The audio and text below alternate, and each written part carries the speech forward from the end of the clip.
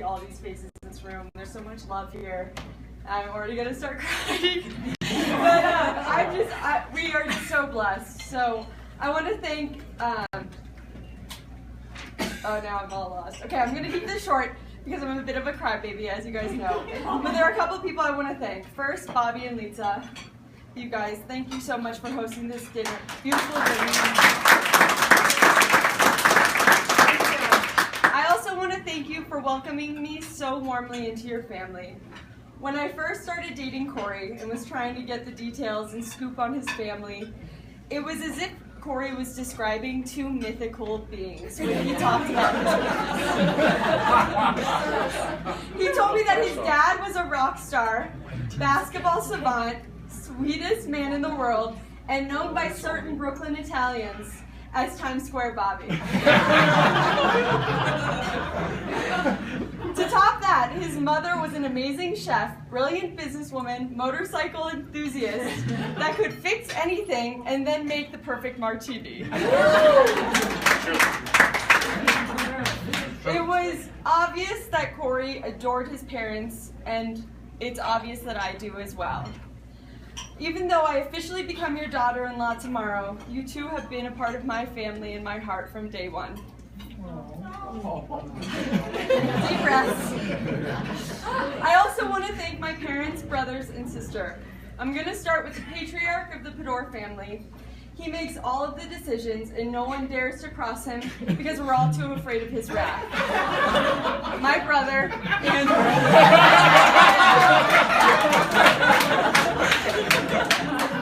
Andrew, you have been my protector from day one. I know no matter what that my big brother will be there to help solve any problem. Growing up, I never questioned or was annoyed by your overprotective nature because I knew it all came from love. You have been such a huge influence in my life and someone I have always looked up to. I'm like ugly crying. You're the most loyal and loving brother, and I love you so much. I love you. Anna, my sister and soulmate. You have been my best friend since I can remember. I am who I am because of you, and you are a big part of me. When I cry, you cry. And when you laugh, I laugh harder. You've always been my security blanket. I followed you to Boston, then New York, and living apart these past couple of years has been incredibly difficult. Your beauty, humor, loyalty, and fieriness is unmatched.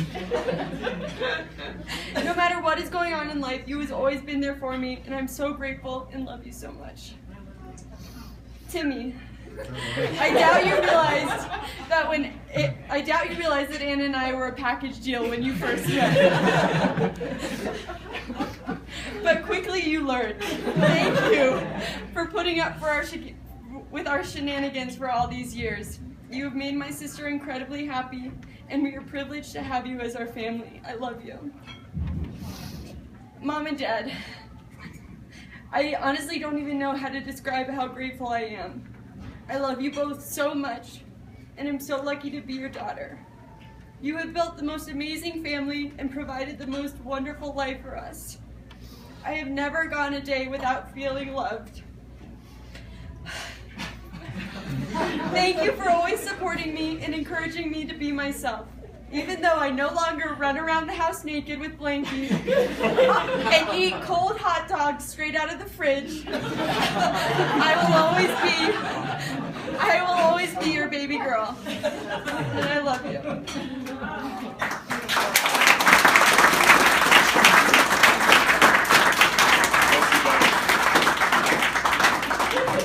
Tough act to follow. Like my father, I'm not going to read from something. It's just kind of how I think we have it in the family.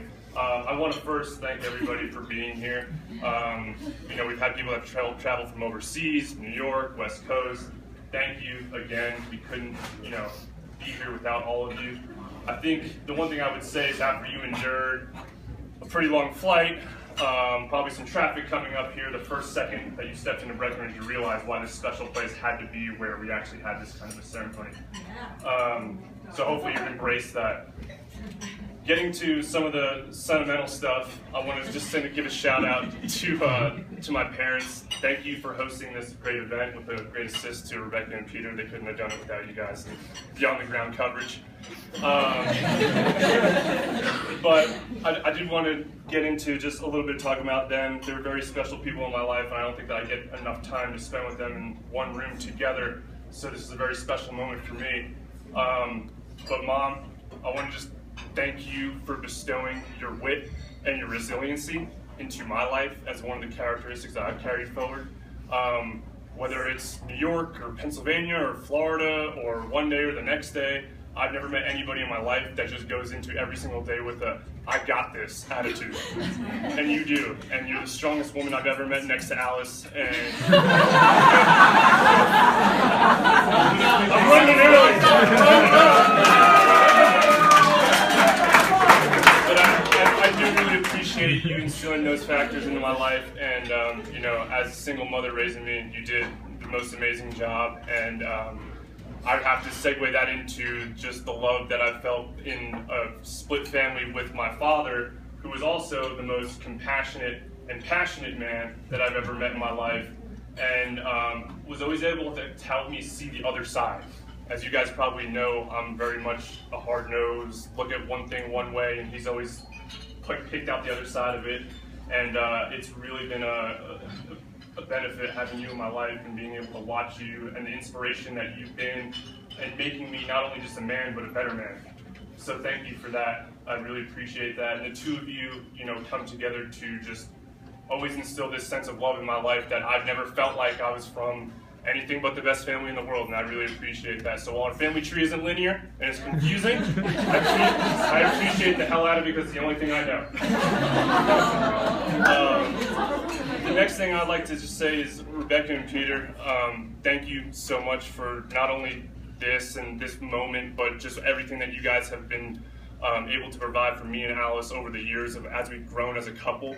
The one thing that I would say, going back to channeling my father, you guys have a really strong starting five with your family. I mean, that's like the Bulls in '98, you know. And for you guys to allow me to come into your family, not on the first or second day where you're kind of like, who the hell is this guy talking to mouse? But like the third or fourth day was really amazing, and I really appreciate that love. And I felt it, you know, ever since I walked into the door in Breckenridge and met you guys for the first time. And you know, the last thing I would just like to say is, as many of you may or may not know, my family has gone through a couple hard weeks with the passing of my cousin Heather, and it would be amiss if I didn't mention that in a time like this with so much love and celebration in the air. As my father said, my uncle Terry and my Aunt Roseanne could not be here tonight because of everything that's gone on in the last couple weeks, but I wanted to just make sure that, you know, they know that we love them, they're here in our hearts, and we're thinking about them. You know, funny story about Heather is she was the first person to take me to get my ear pierced when I was about 12 years old. No lie. And my grandfather was in the hospital at the time, and actually after I came back with a gold stud in my ear, she was like, thank God he's blind because he ripped that thing right out. But I love you, Heather, and I know that you're here with us tonight, and really happy to have all our family here with us. And so on that note, I want to propose a toast to all of you. We're going to get a bunch of toast proposed to us. I can foresee that in the next couple hours. But I want to put it to everybody else in this room, because without you guys, you know, we wouldn't be who we are today, and we wouldn't be here having this great time with all of you like we are today. So thank you, everybody, and let's raise a glass. Honored to be here, man.